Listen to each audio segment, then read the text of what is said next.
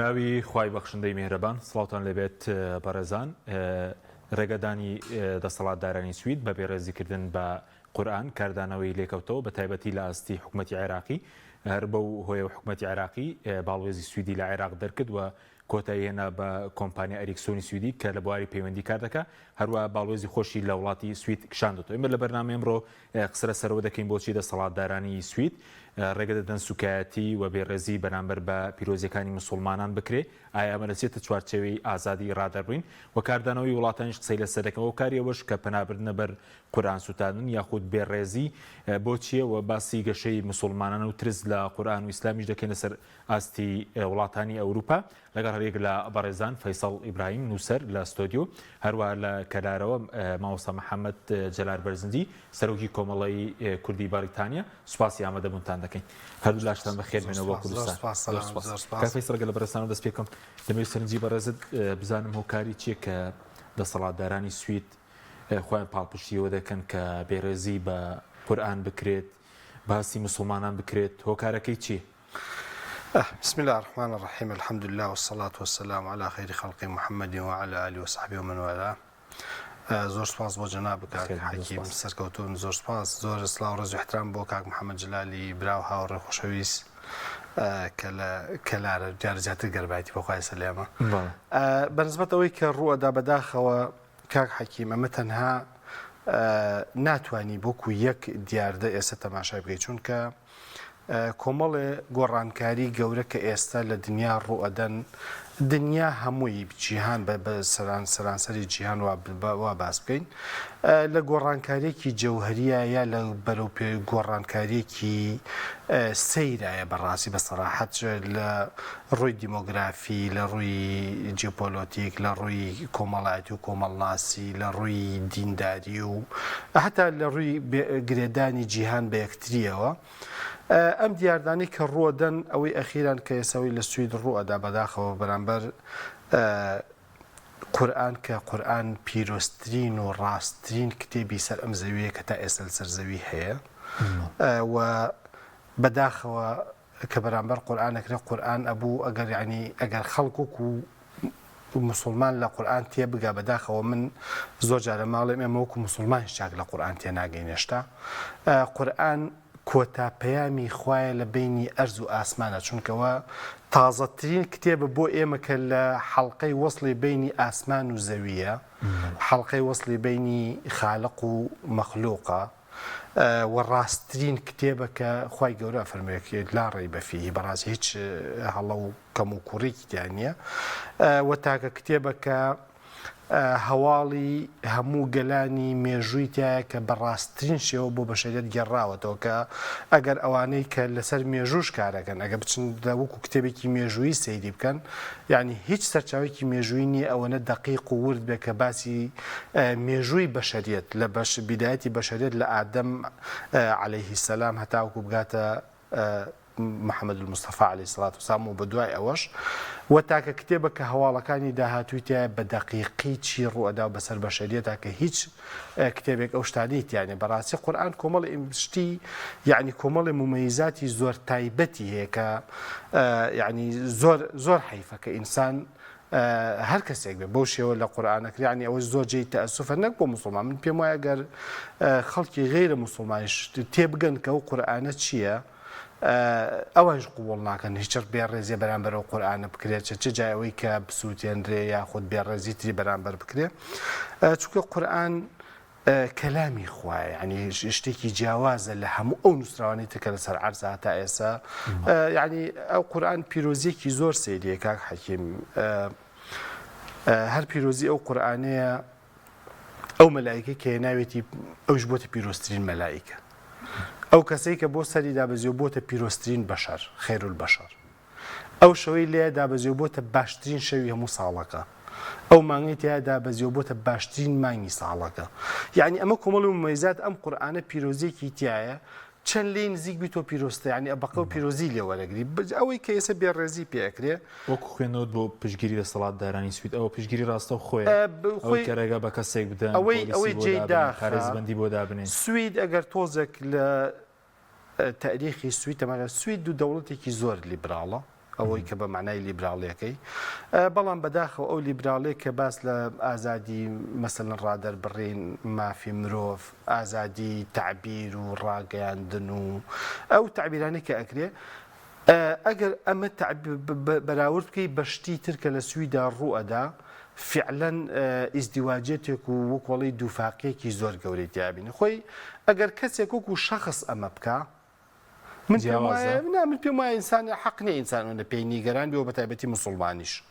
چکە ئینسانێکە و خەڵک و بە پێغەمبەر صلی الله علیه و سلم تۆشیەتی ساحیری هەزار ناو ناتۆرەی لەم نەوعەکە بەرامبەر مەسەلەن وتویان ئەمە سیحرێکە ئەمە شیعرێکە ئەمە نەثرێکە کە ئەنووسرێ ئەمە بەڵام ئەگەر کەسێک بێ بەڵام ئەگەر دەوڵەتێک و موئەسسەیەکی لە پشت بێ خۆیت ئەمە جێگەی ئەوەی کە ئینسان بەڕاستی بێ هەڵوەسەی جددی لەسەر بکە ئێستا سوید بە جددی لە پشتی ئەمەیە چونکە خۆی کە ئەمە پێشێلکردنی قانونی دەولیە چونکە لە قانونی دەولیا ڕاستە تعبیر و حەقی ئینسان و حڕێتی تعبیرێ بەڵام بە بەندێکی تر ئەمە وەکۆڵی مقەیەد کراوە تەقید کراوە بەوەی کە ئەم حڕێتی ئینسانە نابێ مافی خەڵکی تر پێشێل بکە نابێ بە هیچ شێوەیەک جۆرێک لە کەراهیەت و ڕق و قین و عنف و ئەوانەی تابێ بەرامبەر هیچ کەسێکیەوە هیچ کەسێک حەقی ئەوەی نییە جۆرێک لە قسە بکە بەرامبەر کەسێک کە بێڕەزی پێ بکات لەبارەی دینەکەی لەبارەی نەتەوەکەی لەبارەی زمانی لەبارەی ڕەنگی لەبارەی جنسەکەی لەبارەی جنسیەکەی یعنی لەو ڕۆ تۆ هیچ کەسێک حەقی ئەوەی نییە کە سوکایەتی بە هیچ کەسێکی تر بکە هەروکو چۆن تۆ وەکو موسڵمانێک حەقی ئەوەت نییە کە کەسێک بۆ نمونە بتەپەرسێ یعنی تۆ خۆی سەر عەرزا بتپەرسی زۆر هەیە مەسەلەن دین و ئەدیانی تر زۆر هەیە هەتا بێدین هەیە لادیە هەیە کە باوەڕ بە هیچ دینێک نییە تۆ ئەم کەسە وەکو ئینسان ناتوانیت بێ ڕێزێکی بەرامبەر بکەیت یعنی تۆ ڕاستەوە بە قانون بەڵام ئەو کەسێک کە لە سوید ئەمە ئەکا بەرامبەر زیاتر لە ملیارێک خەڵکی موسڵمان کە هەموو موسڵمانان اختلافیان زۆرە لە ناوخۆیانە بەڵام هەموو موسڵمانان لەسەر قورئان متفقن یعنی کەس نییە گومانی لە قورئان و متفق سوپاس دەکەم دێمە خزمەت دواتر مامۆستا محەممەد جەنابشت بە خێر بێ سوپاس دەکەین بە خێرش بیتەوە بۆ کوردستان سوپاسیان بەدەبوون دەکەین کە لە کەلارەوە لەگەڵمانی دەمەوێت سەرنجی بەڕێزش بزانم لەبارەی ئەو ڕووداوەی سوید یاخود بەڕێز ناوی دەنێت چێم حاڵەتە ڕگلێ بوونەوەیە گرەی دەرونیە ترسە لە قورئان و بۆچی ینی بڵێن سوکاتی بە قورئان بکرێت بێڕێزی بەرامبەر بکرێت هۆکارەکەی بۆچی دەگەڕێن تۆ بەڕێز بەناوی خۆی گەورە و میهرەبان سەرەتا دەستخۆشی لە جەنابەت دەکەم بۆ ئەم بابەتە بەڕاستی بابەتێکی گرنگە و دووبارە بەکاتنی فەیسەڵی بکەمەوە بۆ کوردستان سەربەرێت لە کوردستان سەبارەت بە پرسیارەکەش بەڕاستی ئێمە ئەگەر سەیری باگراوندی ئەوروپا بکەین بۆمان دەرەکەوێت ئەم حڵەتانە هەر هەبوون لە ڕابردووە جەنابی مامۆستا فەیسەڵ زۆر بە وردی باسی قورئانی کرد ئەزانی کاک بۆ بیرانی وا باشە ینی زەرورە ئەمە بزانن 28 ملیۆن موسڵمان لە ئەوروپای غەربی هەیە یعنی واتە 28 ملیۆن قورئان ڕۆژانە مامەڵە و تەعاملەکە غەیری موسڵمان لە ئەوروپای غەربی ئەمە بێگومان کاردانەوەیەک دروستەکات یان ڕقێک لە دڵی بەعزێک ئەوانە دروستەکە کە ڕقیان لە ئیسلامە ڕقیان لە قورئانە ڕقیان لە دینە ئەمە بەڕاستی لەکێک لە هۆکارەکان هۆکارێکی ترەوە زانی سەیری وڵاتی سوید بکەین وڵاتی سوید خۆی 10 ملیۆن و 350 هزار کەسە بە حسای 2019 لەم 10 ملیۆن و 350 هزار کەسە نزیک 1 ملیۆن کەسی موسڵمانە واتە بە معنایەکی تر 10% سوید موسڵمانە 500 مزگەوتی تێدایە ئەمەش دیسان ڕق لەسەر ئەو دڵنەخۆشانە یان ئەو کەسانەی کەوا ڕقیان لە ئیسلام و لە قورئان و لەم ترۆقە زۆرەی موسڵمانان لە ئەوروپا هەیە بەڕاستی ئەمەش ئەوە دروستەکات کە کەسێکی ئاوا بێ داخەکەی خۆی بەوا بڕژێت من ڕئیم وایە کە هەتا لە بەریتانیا بووین لە 2 هەفتەی پێشووە لەگەڵ کۆربەندی پیار لە بەریتانیا یەکێک بەعزێک لەو باسی خواسانەمان هەبووە ئێمە سەرجادە ڕاستی من ڕێی خۆم لەوێ ئەوە بوو کە ئێمە نابێ ئەم شتە ئەگەر چی دوکایەتیە بە مقەدەساتێکی گەورەی موسڵمان نابێمەوەنە گەورەی بکەین بەڕاستی بە گەورەکردنی ئەم دیاردێ و زیاتر خاندانی لە ناو خەڵکە ئەمە وا ئەکا کەسێکی تری ئاوا ڕق لە دڵ یان دژ بە ئاینی پیرۆزی ئیسلام سیرکە کاریگەریەکەی ببینێ لەسەر موسڵمانان و لەسەر وڵاتانی موسڵمان کەسێکی تری بێ ئەمە دووبارە کاتەوە کەسێکی تر بێ دووبارەی کاتەوە ئەمە وای لێ دێ یعنی لە حاڵەتەوە دەبێ بە دیاردا ئیتر زۆرە بێ لە ناو خەڵکا و ئیتر ئەو کات ئاژاوەیەکی گەورە دروستە بێ ئەو ئازادیەی کە هەیە ئێستا لە ئەوروپا بۆ مسلمانان بەڕاستی بەرتەسکە بێتەوە. قسەیەکم لەسەر وڵاتی سوید ئەوەیە کە سوید خۆی مەشهورە یان ناوبانگی بەوە دەرکردووە کە وڵاتێکە بێلەوەی کە لیبراڵە یعنی شانازی بە دیموکراسی بوونی خۆیەوە دەکات و مافی ئازادی بۆ تاک و بۆ ئەوەی کە ئازادیەکی ڕەهای بۆ خەڵک هەیە. ئەگەر چی ئازادی لە کاتێکە ئازادیە کە سنووری مخابەرانبەرەکەت نەبەزێنی بەڵام سوید کە پشتگیری ئەم حاڵەتە ئەکا یان ئەم بەداخەوە ئەم کارە ناشرینە دەکا ئەوەیە کە ئەو بە ئازادی تاکی دادەنا لەوەیە لەو ڕۆیە کە پشتگیری دەکا ئەگینا هەر ئەو سویدە ڕێگەی داوای 500 ملیۆن لە وڵات سوید هەبێ و سویدە ڕێگەی داوە مسلمانان بە ئازادی دینداری خۆیان بکەن و سویدە ڕێگەی داوە کە خەڵک بچێتە ناو جمگە و کایەکانی دەسەڵاتەوە و عالمی گەورەمان وەکو مامۆستا ئەحمەد موفتی هەیە زیاتر لە 500 کەس لەسەر دەستی مسلمان بوو کە پیاوێکی کوردە لە وڵاتی سوید. ئەمە بەڕاستی جێی دەستخۆشیە جێی دڵخۆشیە و یەکەم مزگەوتی لە ساڵی 1976 لە یوتیوبۆری کراوەتەوە کەوابوو مسلمانان ئاوێتێکی تەواویان هەیە لەگەڵ خەڵکی سویدە. نابێت ئەم حاڵەتە بۆ شێوازە گەورە بکەین ئێمە نابێت ببین بە هۆکارێ بۆی خەڵکی تری ئەمە دووبارە بکاتەوە. بەڵێ من لەگەڵ ئەوە میدانە بکرێ لەگەڵ ئەوەی کە عێراق کردوێتی دەستخۆشی بەڕاستی کارێکی باشیان کردووە بەڵام سەرەکەی لە ڕەدولفعلا چی دروستە بێت ئەوەتە ئاژاوەیەکی زیاتر دروستە بێت کێشەیەکی گەورەتر دروستە بێت ئیدانەی دەولی زیاتر دروستە بێت. سەیرە ئیدارەی سوید ناکرێکە واتە بکەری کارەکەیە ئەو کەسێک کە لە سویدا ئەو پشتگیری دەکات بەڵام ئیدانەی وڵاتێکی وەکو عێراق کرێکە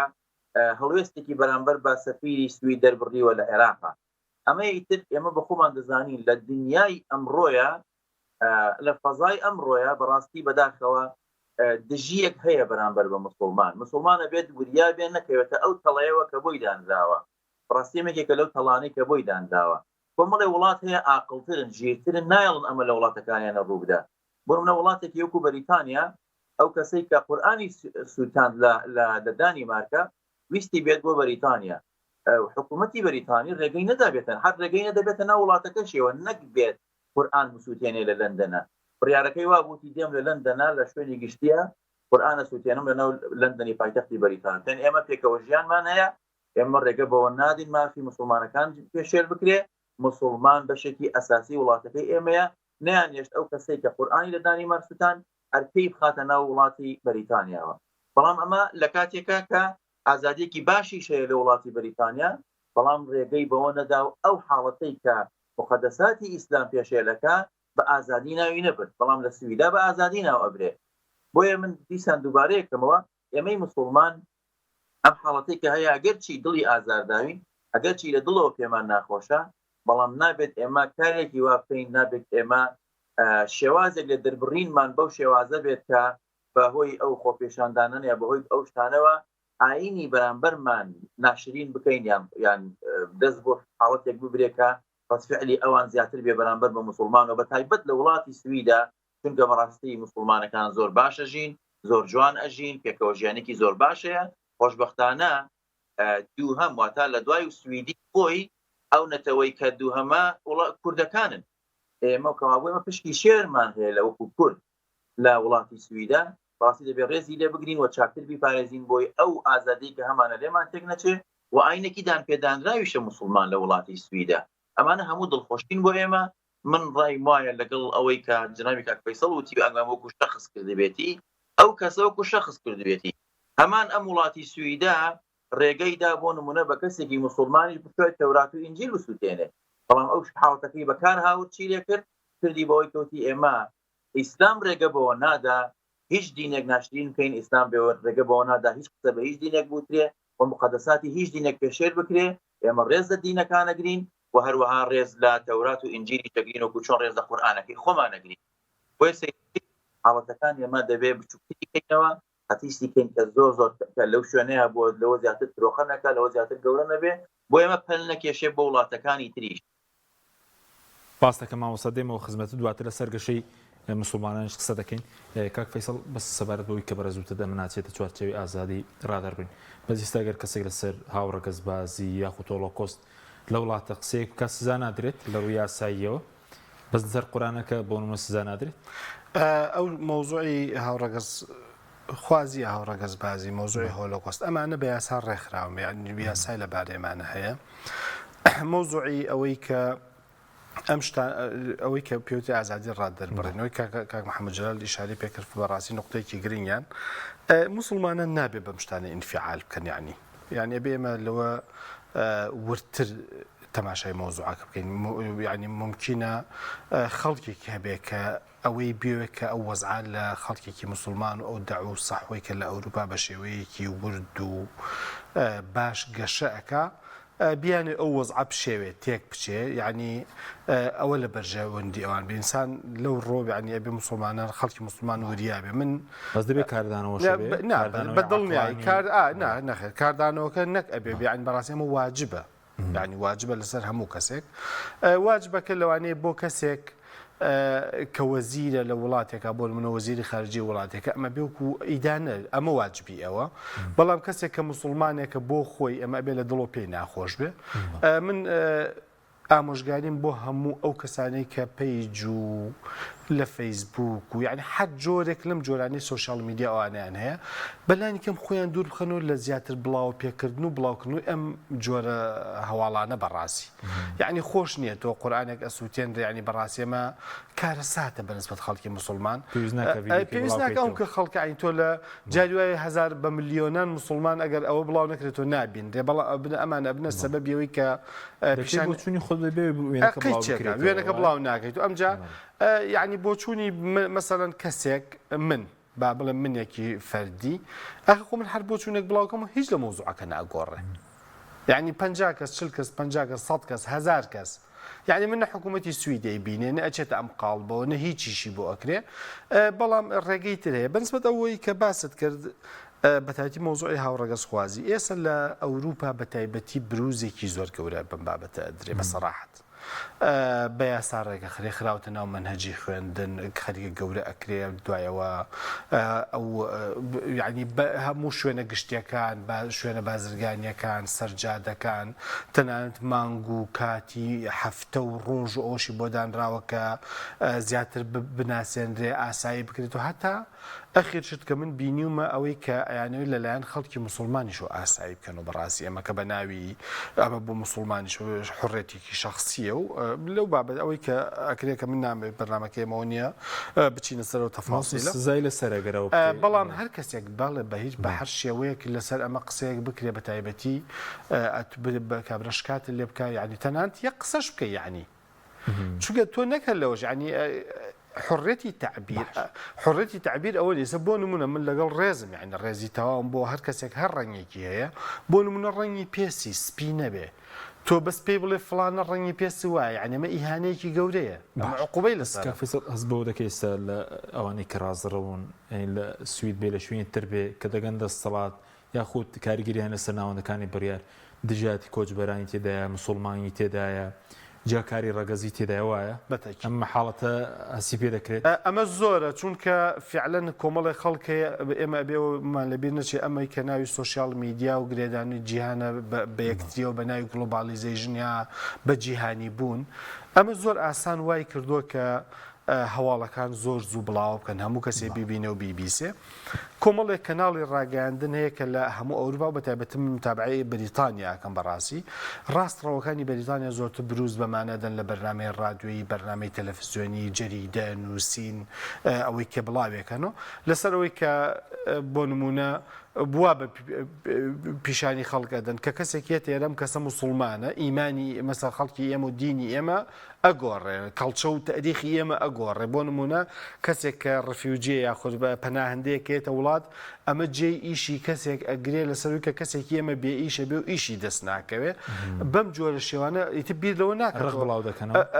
جۆرێک لە پێوتێ یعنی ئەوەی کە جاران پێوترا ئیسلامۆفۆبیا ترس لە مسلمانان ترس لە ئیسلام ئێستا ترس لە ئەتوانی بڵێ لە پەناهندە هەیە ترس لە خەڵکی ڕۆژەڵاتی هەیە بە سەراحەت بەم شێوانە خەڵکێکەیە بەڵام لە بەرامبەر ئەمانە لایەنی تریش هەیە کە بە بارەکەی تایە بۆ نموناڵێ ئێمە بڕۆ تەماشای دکتۆرەکانی بەریتانیا بکە لە سەدا چەندیان خەڵکی غیرە ئینگلیزن تەماشای نێرسەکانی ئێمە بکە لە سەدا چەندیان ئینگلیزن مامۆسا مهندیس سایقی قیتار ئیشکەر بازار دوکان بزنس یعنی من لە خۆم ئەمەم لە دەیڤید کامێرۆن بیستۆ سەفەرێ باسی کرد گوتی ئێمە ناتوانین جالی ئیسلامی لێ بیرکەین چونکە جالی ئیسلامی لا ئێمە زیاتر لە 1000 میلیاردێری پاوەندیان هەیە کە ئەمە بزنسی بەریتانیا بەڕێوە ئەبەن ئێمە تەکس لەمە وەرەگرین جا ئەمە یعنی ئەم بە هەردووبارەوانە بۆن لە سوید لە شوێنی تر کارگەری خراپیان هەیە بە دڵنیایی مسلمان وەکو کەسێکی تونڕۆ پیشان بدەن وەکەوەی کە بەرەز پێ دوابێ ڕێگەی ئەوان دەگرن لە هەریکە بە فەڕەنسا هەستەکەم ئەمە لە ئەوروپا لە فەڕەنسا زۆرە لە سوید بە تایبەتی زۆرە لە وڵاتەکانی تریش ڕاستڕەوەکان بەرە و یعنی زیاتر نسبەتی کورسی و پەرلەمان و مەقاعدی پەرلەمانی و ئەمانیان زیاکە ئێمە ئەبێەوە بزانین چونکە خەڵکی ئینگلی خەڵکە میانە ڕەوەکە یا خەڵکە خوێنەوار و زۆر عاقڵ و وردەکەشیان خۆشیان ترسیان لەم بابەتایەکە ئەگەر ئەوان بەرە ئەو تونڕەویە بەرە ئەو ڕاستڕەویە بڕۆن و تەڕەفی مقابلش بەرەو ڕاستەوی بڕوە ئەمە ڕێگە ئاسانەکە بۆ بەریەککەوتنێکی ئەوەی کە پێوتێ بەریەککەوتنی شارستانیەتەکان ینی ئەوە ینی بەرەو ئەوە ئەچێ خەڵکیان هەیە یانوێ بەرگری لەمە بکەن و ڕێ لەمەش بگرن نێڵن بە ئیتیجاها بڕوە بەس ڕاستەوڕۆکان مەترسین هەم بۆ سەرخودی ئەو وڵاتانەش جگە لە مسلمانانش نەک بۆ سەبەب بە مسلمانە ئەمان خۆ ینی تۆ ڕقی لەسەرەوە نیکە تەنها مسلمان بێلانێ و ڕقیان لە ڕوسیاژە خۆ رووسیا مسلمان نییە مەسەلە ڕقان لە هەموو کەسێکی لە سینیشە خۆ سین مسلمانە بۆ نمونە ئەوانە ڕقیان لە هەموو کەسێکە جگە لە ئەوروپی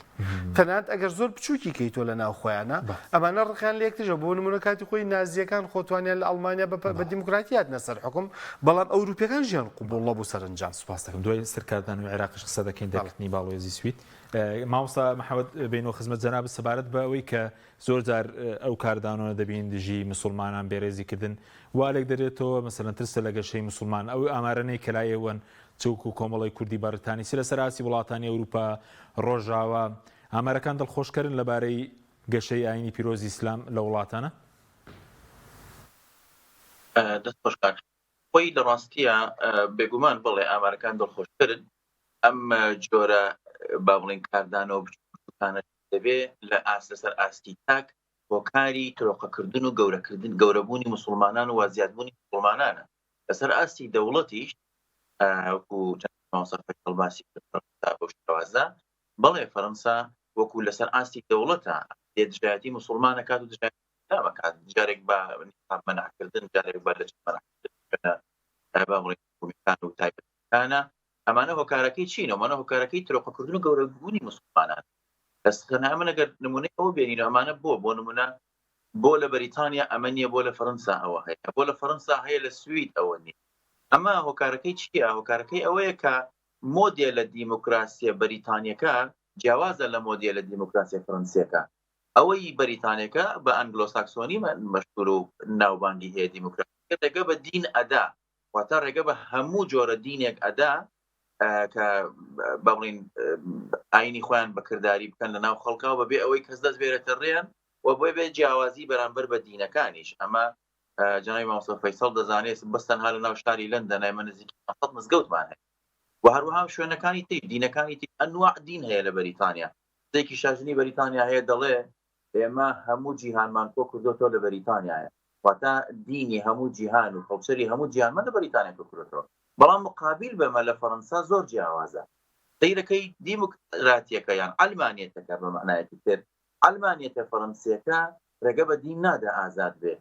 بۆیە سەیرەکەی بە هەر بە یاسا ڕێگە لە دین ئەگرێت سەیرەکە ئەوڵێ ئەمە دینی ئیسلام ئێستا خەتەرە بوو من چونکە لە فەرەنسا 2760 مزگەوتمان هەیە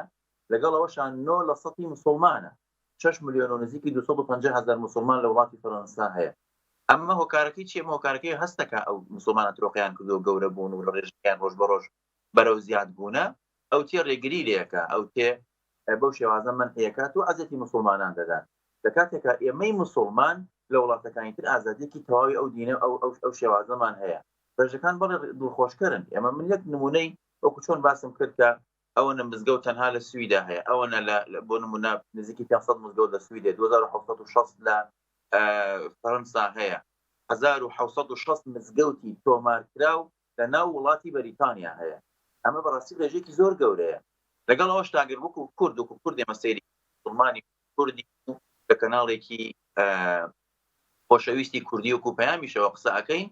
ئەمە گە سیرکەین تەنها کوردەکانی ناو بەریتانیا 37 مزگەوتی کوردیمان هەیە. ئێمە ڕێژەیەکی باشە کەوا بێ ئێمە ئازادێکی تەواومان هەیە. ئەو مزگەوتانە چین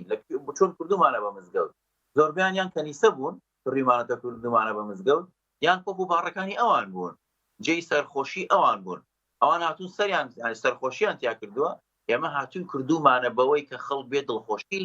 و بەندایەتی بۆ خۆی پەروەردگاری تا دەرببڕێ. بەڵێ بێگومان ڕێژێکی زۆر باشەیە دڵخۆشی. ئەمە کە لەسەر ئەم سێ چوار وڵاتە من قسەم کرد بە شێوەیەکی گشتی لە وڵاتەکانی تریش هەروایە. بۆ منە لە وڵاتی ئەڵمانیا هەر زۆر مسلمان تایە گەشەی کردو زۆر بە باشی ئەڵمانیا، نەرویج، دانیمارک، هۆڵندا مسلمانان جێی دڵخۆشی. بەڕاستی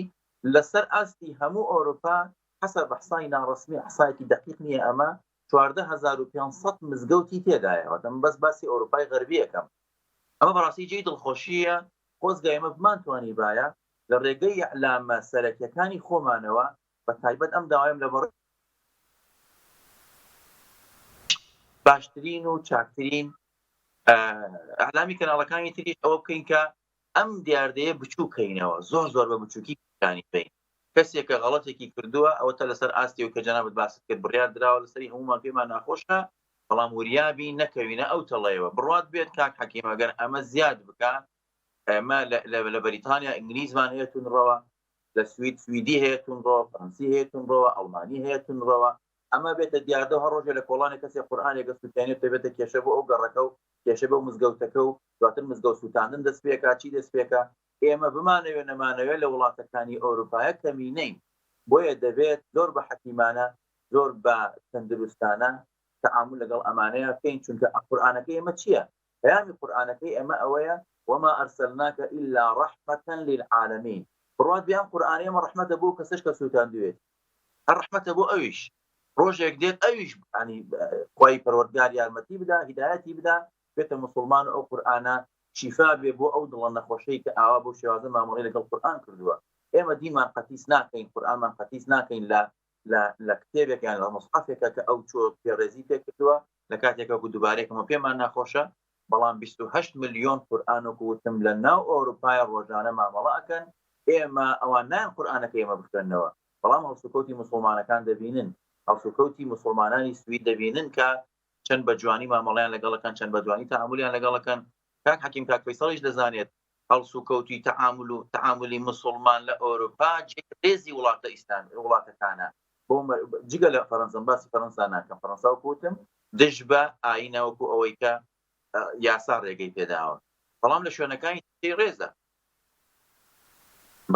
مانانی سوید کەوتە لە نزیکەی لە سەڵادەی دانیشتوانی سوید مسلمانن.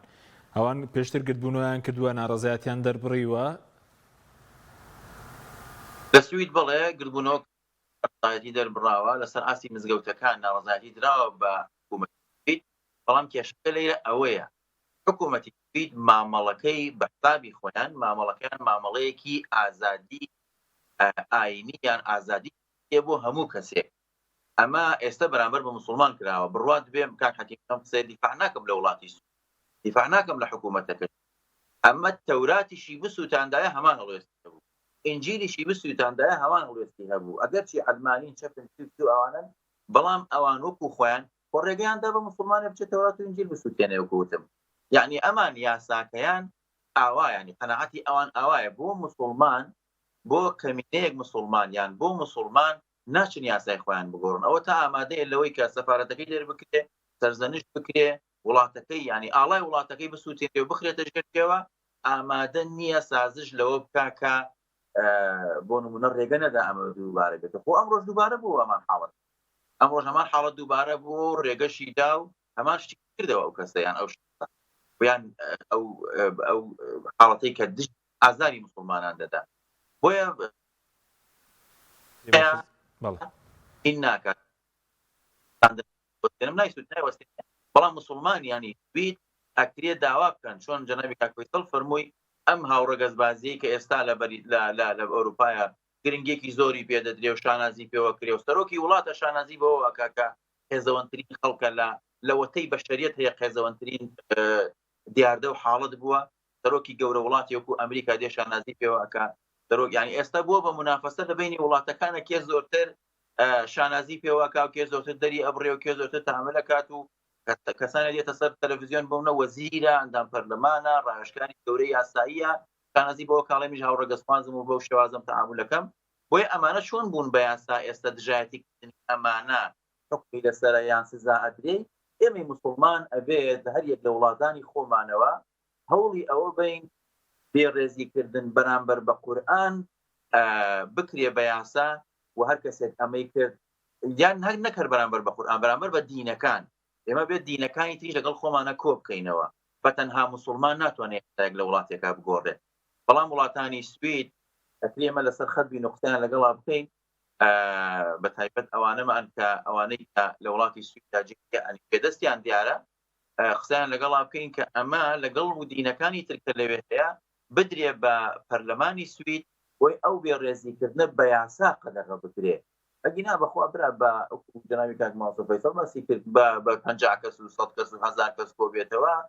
حکوومەتی سویدی ئەو بڕیار و یاسایی کە خۆی هەیە بە ناگۆڕێ بەسەر ئەوەیە سپاس دەکەم مامۆستا سپاس دەکەم دێمەوە خزمەت ئەگەر کاتمانە بدەمەوە خزمەتت کرد کە فەیسەڵ سەبارەت بە کاردانەوەی حکوومەتی عێراقی دەرکردنی باڵۆزی سوید و کشانەوەی باڵۆزی خۆشی دەکرێت وڵاتانی تری ئیسلامی ئەوانەی کە بڵێن زۆرینیان موسڵمان نشین ئەگەر ئەوە تعبیرەکە دروستتر بێ ئەو هەمان هەڵوێ زۆر بگرن یاخۆسا لە عێراق کۆمپانیای سویدی دەرکراوە کۆمپانیەکشن بەتایکی دەوە ڕێگە ڕاستەکەیە چکەمە شتێکی مادەم شتێکی ڕێگەی دیبلۆماسی و شتێکی عرفی دەولی عنی ئەمە شتێکی ئاسایی و یاسایی و شتێکی معقولە ئەگەر نەگاتە ئاستی دەرکردنی سەفیرەکانیش بەڵام ئینزارکردن و ئاگادارکردنەوە و کوبانکردنی سەفیری وڵاتەکە لەوێکە تۆ ناڕزایی وڵاتەکەتی پێ بگەێنی چکە ئەمە هەم لە ڕووی شەرعیشەوە مەکافیە بەڕاستی چونکە دەوڵەت نوێنەرایەتی خەڵکەکەیە خۆ خەڵکە حکوومەت هەڵبژێراوە خەڵ دەنگی داوە بە پەرلەمان و حکوومەتەکەی یعنی ئەگەر بۆ تعبیرە باس بێڵێ ئەگەر حکوومەتەکە نوێنەرایەتێکی ڕاستەقینە بکە بەڕاستی پێدوایگە هەموو وڵاتانی تر ئەوانەی کە زۆرینیان موسڵمان هەماڵ وێسیانەوەی سوید بەدڵنیابەرژەوەندی ئابووری نازانم پەیوەندی دیبلۆماسی بکەوێتە زۆر زۆر زۆر گرنگ ئەوە تەنان دەتوان لە ئومەمی متحیدە قەرار ئەو وڵاتانەی کە لە وڵاتەکانی عالەمی ئیسلامی چونکە ئەمە وڵاتی عەرەبی نیە بۆ نمونەمە لە ئیندۆنیزیاوە دەست پێکە هەتا بگاتە هەموو وڵاتە عەرەبیەکان و ئەفریقا و مەسە ئاسیای وستا و تا بەرە ئەوروپای شەرقی ئەوانش ئەمان دەوڵەتی ئیسلامی تایە ئەمانە هەمووی ئەگەر هەموو ئەم دەوڵەتانی یەک دەنگ من لەسەر ئەمە من دڵنیایی یعنی زۆر دڵنیام لە زۆرەوەی کە لە نەتەوەی گرتوەکان زۆر بە ئاسانی ئەتوان بڕیار لەسەر ئەمە دەربکەن کە بە یاسا ئەمە قەدەغە بگرێت جارێکی دووبارەکردنەوەی شتێکی بێڕێزی لەم جۆرە نەک وەک کاک محەممەد باسی نەک بەرامبەر قورئان بەرامبەر هەموو کتێبە سەماویەکانی تریش يعني مهما كان شيء رابع بلام خم كتاب السماوياني تريج ناوي دينيان داوانە کە سوکایەتی بێڕێزیە بە قورئانەوە دەکە خەڵکی تریش دیراسەی بکات بۆنم لێ کۆڵنە لە قورئان بکات بەدڵنیایی گەشەکردنی موسڵمان ئیسلام یا وەکو ئاینی ئیسلام لە جیهانە بەڕاستی گەشەکردنێکی سەریعی هەیە گەشەکردنێکی بەرفراوانی هەیە ڕۆژ لە ڕۆژ زیا ئەکات یعنی ئێستا وای لێ هاتووە ینی بە نمونە من لە بەریتانیا چکە من تەجروبەی بەریتانیامان زۆرە ئەو مەکتەبانەی کە مناڵی موسڵمانی لێیە بە ڕێژەیەک زیا بۆ چونکە مناڵ عتەدی نانەخوا لە مەکتەبا لەوێ نانی نیوەڕۆخوا یعنی زۆر ئاسایە تۆ توانی بڵێ مناڵی من نانی حەڵاڵ يعني هەموو مەکتەبەکان نەزانن حەڵاڵ چییە